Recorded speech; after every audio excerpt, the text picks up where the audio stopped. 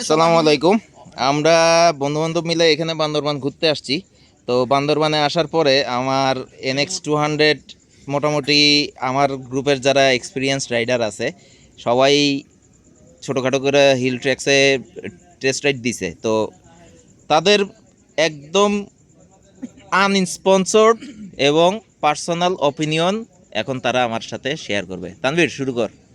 আমি আজকে এনএক্স চালিয়েছি, বেশ ভালোই, 30 কিলোর মতো হবে। আপনার থানচির পরে যখন তমতুঙ্গে ছিলাম, তমতুঙ্গে থেকে আমরা অনেক ভিতরে গিয়েছি, সবচেয়ে আমি চালিয়েছি আর কি। হ্যাঁ, বাকলাইপাড়া পর্যন্ত, যদিও সবার যাওয়া ওখানে অ্যালাউ না। তা আমার কাছে এটার সবচেয়ে ভালো হচ্ছে পাওয়ার ডেলিভারিটা ভালো। পাওয়ার আছে অনেক, কিন্তু পাওয়ার ডেলিভারি অনেক লিনিয়ার, মানে বোঝা যায় না যে স্পিড উঠতেছে। হঠাৎ করে থাকলে দেখা যায় 70 উঠে গেছে, কিন্তু আপনি বুঝতেছেন না। বাইক মারাত্মক স্টেবল, বাইকের স্টেবিলিটি নিয়ে কোনো ইস্যুই নাই। চাকার গ্রিপও অনেক ভালো, সবকিছুই ভালো। আমার মোটামুটি সবই ভালো লাগছে। যেই ব্রেকিং কেমন মনে হয়েছে? ব্রেকিং ফ্যান্টাস্টিক, ব্রেকিং করতে জানলে এটা মারাত্মক বাইক, ভেরি গুড ব্রেকিং। দুইটা জায়গায় আমার একটু কনসার্ন আছে। একটা হচ্ছে যে এটাতে কর্নার করা যায় না খুব বেশি, একটা মানে একটু বুঝে শুনে কর্নার করতে। অন্য যে কোনো বাইক কর্নারে কনফিডেন্স কম পাওয়া যায়। কনফিডেন্স কম না, কনফিডেন্স ভেরি গুড। কিন্তু একটা নর্মাল বাইক কর্নার করলে যে জিনিসটা বোঝা যায়, যে মজাটা পাওয়া যায়, এটা কর্নার করলে ওই ফিলটা পাওয়া যায় না, যেহেতু এডিভি বাইক। এটা এটার ক্যারেক্টারিস্টিক্স হবে। আর সেকেন্ড হচ্ছে এটা তো অ্যাকচুয়ালি এডিভি না, আরবান ট্যুরার ক্যাটাগরির আর কি। এডিভি মানুষ বলে আর কি, ওরা ট্যাগিং করছে ভুল আরবান ট্যুরারের কারণে। এটা ওই এত বেশি আপরাইট হ্যান্ডেলটা যে ওই ফিলটা ওই কারণে পাওয়া যায়। একটু লো রেস হলে কর্নার করলে। আর সবার একটা কমন মাথা ব্যথা সাসপেনশন আর সিট। না, সাসপেনশন যত, সিট একটু শক্ত, সাসপেনশন যতটুকু আছে is okay, good enough I think. আমার ব্যাক পেনের প্রবলেম আছে, তারপর আমার কাছে মনে হচ্ছে গুড এনাফ, কোনো অসুবিধা হয় নাই। ট্র্যাকশন কন্ট্রোলটা অফ করে দেওয়ার পরে পাওয়ার ডেলিভারি গুড, মানে কন্ট্রোল নিজের হাতে আসে, এটা ভালো। আর একটু নেগেটিভ সাইড, যেটা আমাকে নেগেটিভ বলবো না, এটা আমার পার্সোনাল অপিনিয়ন, ওই এটার ইঞ্জিনের সাউন্ড একটু বেজি হলে আমার কাছে ভালো লাগতো। এটা আমার ব্যক্তিগত মতামত, অনেক কাছে এটা বেশ ভালো লাগবে। আমার কাছে ইঞ্জিনের সাউন্ডটা বেজি হলে ভালো লাগতো। But overall fantastic bike, I think I am gonna buy it. Engine oil use করতেছি রেভনল 10W30 ফুল সিনথেটিক। সেটার সেমি ওটা ফুল হয় না। আচ্ছা, যাই হোক, আমি অত ডিটেইলস দেখি নাই। এর সাথে স্টার আছে, 40 AKT সম্ভবত লেখা ছিল ক্যাটাগরি। ফ্যান্টাস্টিক, টপ তো এটার পারফরম্যান্স কেমন লাগছে? ফ্যান্টাস্টিক। ইঞ্জিন একবার নাসিফ টাইনা আসার পর দেখলাম যে সাউন্ড একটু চেঞ্জ হয়ে গেছে। 5 মিনিট মনে ব্রেকে ছিল, এবার আমরা স্টার্ট দিয়ে চেক করছি, সাউন্ড একদম ঠান্ডা বাইকের মতো, ভেরি স্মুথ। মানে কোল্ড স্টার্ট দিলে যে এমন হয়, খুব সুন্দর সাউন্ড হয়। এটা একদম বেস্ট, এটা এরকম নিয়ে বলার কিছু নাই। সজীব স্যার, সজীব আমি খুব অল্প একটু রাইড করছি, খুব বেশি রাইড করি নাই, কিন্তু যতটুকু রাইড করছি তানভীর যেটা বললো, ইঞ্জিনটা হচ্ছে খুবই স্মুথ লাগছে আমার কাছে। খুব হর্নেট 2 এর চেয়ে অবশ্যই কিছুটা রিফাইন করছে এবং খুবই স্মুথ। স্পিড যখন উঠে, স্পিডটা আসলে ওইভাবে বোঝা যায় না, মানে ফিল হয় না। আমি পার্সোনালি 4B রাইড করি, ওটা যেমন একটা আলাদা একটা গর্জন আছে, এই জিনিসটা একটু মিসিং আছে ওখানে, মানে আমার এটা মনে হয়। মানে ইঞ্জিন একটু মেনা লাগে, স্মুথ, খুবই স্মুথ আর কি, মানে জেন্টেল রাইড টাইপের। যারা জেন্টেল রাইড করে তাদের জন্য ঠিক আছে, স্পিডটা যখন উঠে আসলে ওইভাবে বোঝা যায় না। ভাইব্রেশন রিলেটেড এক্সপেরিয়েন্স কেমন? কিছু পাইনি আসলে, ওরকম কিছু পাইনি, একদম অলমোস্ট জিরোর মতোই। খুব বেশি, আর আমি খুব বেশি টানার সুযোগও পাই না, যেহেতু আমি পাহাড়ি রাস্তায় রাইড করছি, অল্প একটু রাইড করছি। বাট তুই তো ওই যে বাকলাইপাড়ার আপস এন্ড ডাউনস গুলোতেই জিনিসটা টেস্ট করছিস, ওইটা তো বেশ ভালো একটা টার্নিং। আপিলে যখন আমি উঠছি, আপিলে আমি 3 গিয়ার 4 গিয়ারে দেখা যাচ্ছে আমি 4000 RPM আমার দরকার হয় না, এর আগে আমি ধরে রাখছি, স্মুথলি উঠে যাচ্ছে। বাইকের পুলিং ভালো, কর্নারিংটা একটু মানে ওইভাবে একটু আমার একটু কনফিডেন্স একটু কম না আসলে, যেহেতু এটা এডিবি আর কি ওরা ক্লেম করে আসলে, তো এই বাইকে হয়তো এরকম ওর ক্যারেক্টার থাকবে না, এটা স্বাভাবিক। তো এটাই আমার ফিল আছে। হ্যান্ডেল নিচে তো ফোরবিতে যেমন আমি সিটিং পজিশনটা একটু করতে পারি, লিন করে ভালো সাপোর্ট দেয়, তো এটা এটা এইজন্য আর কি। এইরকম মানে স্ট্রেস রাইডিং এর ক্ষেত্রে সিটিং পজিশনটা একটু ভালো, বেশ এই ব্যাকআপ দেয়। আকিব ভাই, ওভারঅল খুব ভালো। এমনিতে আমার যে কোনো রিভিউ ছিল, মানে বলতে চাইছিলাম ওর মধ্যে ওরা যা বলছে এর মধ্যে ওগুলো হয়ে গেছে। আপনার তো একটু স্বাস্থ্য ভালোটাই, মানে হেলদি ফিগারের মানুষ। সবাই বলতে না, আমার জিক্সার থেকে তোর এক্সপেরিয়েন্সটা কি? যেমন তুই তো জিক্সার রাইডার, তো তোর খারাডান ভার্সন 2 এটাতে আমার একটু লাগছে কি, ওই যে যেমন এটা হচ্ছে সামনে ইন্ডিকেটরটা হচ্ছে হ্যান্ডেল বারের মধ্যে যে জিনিসটা আছে, এই নাকল গার্ডে একটু আমার একটু ড্রব্যাক লাগছে আমার কাছে। এটা আমার কাছেও, এটা যে কোনো কারণে বাইকটা যদি পড়ে, প্রথমে আমার মনে হয় ওইটা আগে ভাঙবে, ইন্ডিকেটর ভাঙবে সব। বাংলাদেশে এটা করতে পারতো হয়তো, বা নরমাল সামনে কিটের সাথে দুইটা দিতে পারতো, এটা এক্সট্রা দিতে পারতো সাথে, এটা হইতে পারতো, তো হেড পজিশনের সাথে দিতে পারতো। আমি যেহেতু জিক্সার চালাই, আমার পুরো রাইডেই মানে গিয়ার শিফটিং করে অনেক কষ্ট করে চালাতে হয়েছে। এটা যখন নিচে আর কি মানে একদম পুরো স্মুথ লাগছে। যেহেতু আমি জিক্সার চালাই, আমার কাছে অনেক বেশি ভালো লাগছে, কারণ একদম স্মুথলি আমি ওই সময়টা রাইড কিন্তু না জিক্সারের পাওয়ার ডেলিভারি আবার খুব মজা, মানে অনেক পাঞ্চি, কিন্তু এটা কিন্তু পাওয়ার ডেলিভারি পাঞ্চি না, তাই না? এরকম মনে হচ্ছে না? জিক্সার হচ্ছে সুজুকি, আমি ইয়ামাহা চালাই, সুজুকি চালাইছি। সুজুকি সবসময় আর কি আমার মনে হয় যে রেসপন্সটা একটু ভালো পাই আর কি। আমি মানে এই হোন্ডা, আমি হর্নেটো চালাইছি, এটা আমার পার্সোনাল অপিনিয়ন আর কি। হর্নেটো চালাইছি, এই আজকে এটা চালাইলাম, মানে ওই স্মুথনেসটা আর কি আমার কাছে মানে ভালো লাগে না আর কি। এটা আমার পার্সোনাল জাস্ট এমনি, এটা কোনো আর কি শান্ত ভাই, শেয়ার ইওর এক্সপিরিয়েন্স। আমার এক্সপিরিয়েন্স যদি শেয়ার করি ভাই, যদি কনফিডেন্ট লাগে পাহাড়ি রাস্তায় বাইক ঠিক আছে, কনফিডেন্টের জন্য বাইক আপনার কনফিডেন্ট দেবে। আপনার তো এসএফ ইউজার।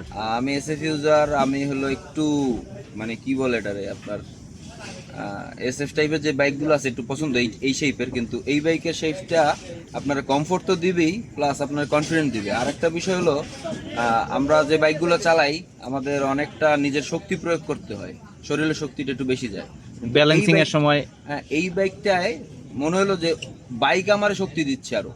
হ্যাঁ, অ্যাসিস্ট করে। হ্যাঁ, ও আমার অ্যাসিস্ট করতেছে, তো আমার ওরে অ্যাসিস্ট করা লাগতেছে না। এই জিনিসটা খুব ভালো বিশেষ করে আপ রাইডের সময়। আপ রাইডের সময় তো আসি, ডাউন রাইডেও কোনো সমস্যা হয় না। আর একটা বিষয় হলো যে কর্নারিং এর যে প্রবলেমটা, যেহেতু বাইকটার হ্যান্ডেলটা উপরে, তো এই বাইক দিয়ে কর্নারিং করার প্রশ্নই আসে না। এই বাইক হলো টোটালি আপনি ক্রুজিং টাইপের বাইক, এবং এটা সোজা হয়ে চালাইতে হবে। হ্যাঁ, এই জন্য এই বাইকটা পারফেক্ট। আর এটা মানে লিনিয়ার ড্রাইভিং এর ক্ষেত্রে খুবই আর সুইটেবল। পিলিয়ন নিয়ে চালানোর যে বিষয়টা, পিলিয়ন নিয়ে চালাইলে মনেই হবে না যে পিছনে কেউ আছে। হ্যাঁ, মনে হবে যে বাইক টোটাল বাইকের জাহাজের উপরে আপনি একলাই আছেন। আর বাইক এটা চালানো যায়, কোনো সমস্যা না। তবে কিছু বাইকের কিছু ফেসিলিটি যদি অ্যাড করতে পারতো তাহলে হয়তো এটার প্রাইসিংটা এমন ভাবে রাখছে, হয়তো এই কারণে এত কিছু অ্যাড করা সম্ভব না। আর ইন্ডিকেটর, হ্যান্ডেল বারে ইন্ডিকেটর আসলে এটা মানে আমাদের যারা আমরা একটু ক্লাসিক বাইক সেই পছন্দ করি, আমাদের জন্য এই জিনিসটা আসলে খুব অকওয়ার্ড লাগে। তো এটা যদি ওই আগের টাইপের দিত আমাদের জন্য ভালো হতো। আবার অনেকে হয়তো যারা একটু নিউ জেনারেশন তাদের জন্য এটা খুবই ফ্যান্সি হবে, কিন্তু আমাদের জন্য ফ্যান্সি না। এই এমনিতে ওভারঅল সবকিছু ভালো। সামান ভাই, কি অবস্থা? আমি তো চালাইছি অল্প একটু, আমি এমটি ইউজার।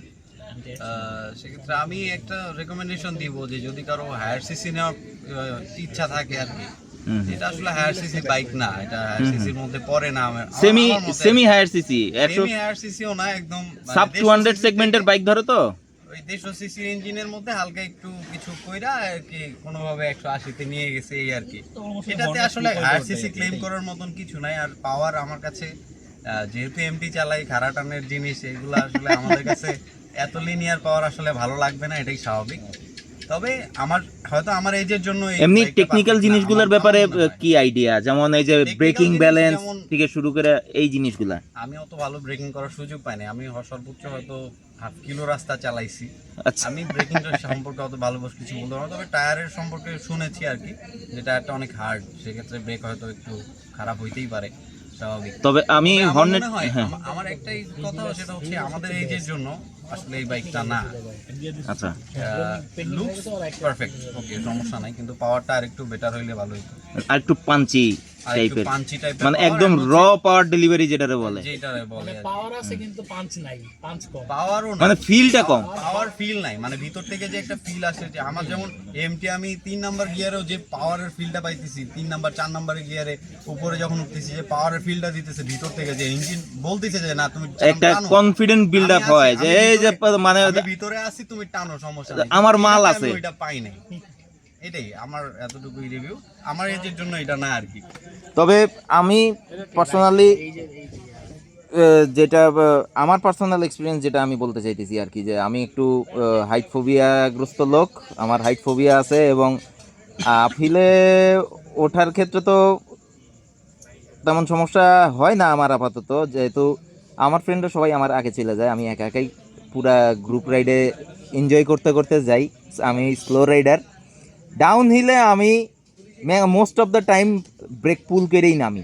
এটা আসলে আমার সাইকোলজিক্যাল একটা স্টেট, এখানে আমি ওভারকাম করতে পারতেছি না যেহেতু। তবে আল্লাহ এই পারপোজে আমি বলতে পারি যে এখন পর্যন্ত আমার ব্রেক ফেইলের কোনো ইস্যু আমি ফেস করি নাই। এই কেওকারাডাং থেকে নামলাম, তারপরে ডিমপাড়াও উঠলাম নামলাম, আমি most of the time break apply করেই নামছি ডাউন হিলে। যদিও সবাই এই জিনিসটা ডিসকারেজ করে আমারে, কিন্তু ওই যে আমার হাইট ফোবিয়ার কারণে আমি জিনিসটাই হয় না। একটা ঘটনা আছে, ব্রেক ফেড হয় কখন, যখন প্যাড পুরনো হয়ে যায়, প্যাড পুরনো হয়ে গেলে হয় কি প্যাড গুলোর সময় না হিট জেনারেট হইলেও অনেক সময় জিনিসগুলো ফেল করে। এটার কারণে প্যাড শক্ত হয়। এখন তোর বাইক একদম পুরো ব্র্যান্ড নিউ, এখানে আসছো পাহাড়ে 2000 কিলো হয়েছে মাত্র, 2700 তুই চালাস হাইওয়েতে, 2700 ভিতরে আমার তুই 500 কিলোমিটার ব্রেক ধরা লাগে না, বাকি তুই 2500 কিলো 2200 কিলো জাস্ট এক্সেলারেটই করা হয়েছে, সেই কারণে ব্রেকের পারফরমেন্স আমি মনে করি অনেক ভালো। কিন্তু ওই যত দিন যাবে এরকম ব্রেক ফেড, হেভি ব্রেক করলে ফেড হইতে পারে, এটা হওয়াটা এটা হইতে পারে। এর আগেও তুই আমার হর্নেট 2টাও তো চালাইছস, ওইটাও কিন্তু লং টাইম মোটামুটি 10-12 হাজারের পরে নিয়ে আইছিলাম, ওইটাও কিন্তু আমি সেম ঘটনাই ঘটাইছিলাম। আমি নিজে যৌথ বাইক চালাইছি, সবচেয়ে ভালো ব্রেক আমার কাছে মনে হয়েছে সিরিয়াল করলে এই যে R15 ইন্দোনেশিয়ান যেটা আছে ওইটা, সিবিআর এর ব্রেক অনেক ভালো, ওই যে নতুন যেটা আছে ওটার ব্রেক ভেরি গুড, এফজেড এগুলা তো বলার অপেক্ষা রাখে না। এটা আমাকে ওই কাছাকাছি লেভেলের মনে হয়েছে যে মানে কেউ কমপ্লেন করতে পারবে না, কমপ্লেন করার কিছু নাই ব্রেকের ভিতরে, সহজ কথা হচ্ছে এটাই, আপডেট করলে করতে পারবে কিন্তু কমপ্লেনের কোনো জায়গাই নাই, very good. Okay brothers, thank you so much.